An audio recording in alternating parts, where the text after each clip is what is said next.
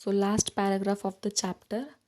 सो ये जो English language है जो आज हम इतने इजीली बोलते हैं, यस, वो उस वक्त इंडिया में नहीं था. English was a foreign language. India में इंग्लिश का ई भी नहीं था तभी. तभी इंडिया में बोली जाने वाली लैंग्वेजेस हिंदी, संस्कृत, बंगाली, गुजराती, मराठी ये सब थी. इंग्लिश नहीं था. तो इंग्लिश लैंग्वेज इंडिया में ब्रिटिशर्स लोग लेकर आए. तो ब्रिटिशर्स लोगों को यहाँ पे वो राज कर रहे थे. तो उसके लिए इंडियंस लोगों को इंग्लिश सिखाना बहुत ज़रूरी बन गया. क्योंकि ऐसा कब तक चलेगा कि मतलब अगर हमको कम्युनिकेट करना है तो एक दोनों के बीच में एक कॉमन लैंग्वेज होना बहुत ज़रूरी था. So for carrying out administration in India the British acquired English educated Indians. उसके लिए उनको ऐसे इंडियंस चाहिए थे जिनको इंग्लिश आती हो. According to recommendation of Lord Macaulay in 1835, English education started being imparted in India. Very important thing underline. आज जो हम इतने प्राउडली इंग्लिश बोलते हैं वो भी ब्रिटिशर्स लोगों की मेहरबानी है. उन्होंने इंग्लिश सब्जेक्ट, इंग्लिश लैंग्वेज पढ़ाना, उसकी इम्पोर्टेंस शुरू की. तब जाके हम इंडियंस इंग्लिश पढ़ने लगे क्योंकि वो उनकी ज़रूरत थी.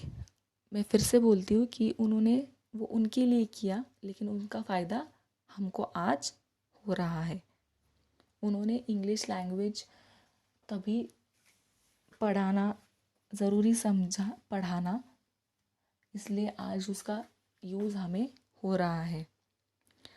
Through new education Indians were introduced to Western thoughts, modern reforms, science and technology.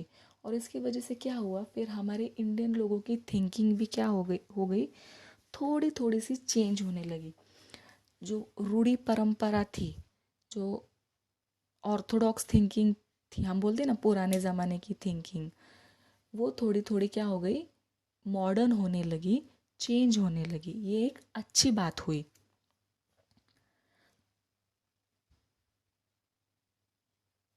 In 1857, universities were established at Kolkata, Mumbai and Madras. आज का चेन्नई, तमिलनाडु. सो क्या हुआ, इंग्लिश लैंग्वेज पढ़ाना शुरू किया और धीरे धीरे उन्होंने यूनिवर्सिटीज़ बनाई. कहाँ पे, कोलकाता में, मुंबई में और मद्रास, तमिलनाडु, चेन्नई में. Western educated middle class Indians led the social reform movement in India. और इसकी वजह से क्या हुआ, एजुकेशन का स्टैंडर्ड बढ़ गया. लोग एजुकेटेड बनने लगे, जो अनपढ़ गंवार थे वो पढ़ने लगे और एजुकेशन की वजह से एक अच्छा चेंज उनमें आ गया. उनकी गंदी जो इंडियन लोगों की पहले थोड़ी बहुत मेंटालिटी थी वो दूर हटने लगी और अच्छी चीज़ें उनमें आने लगी. So here our chapter gets over and now the exercise.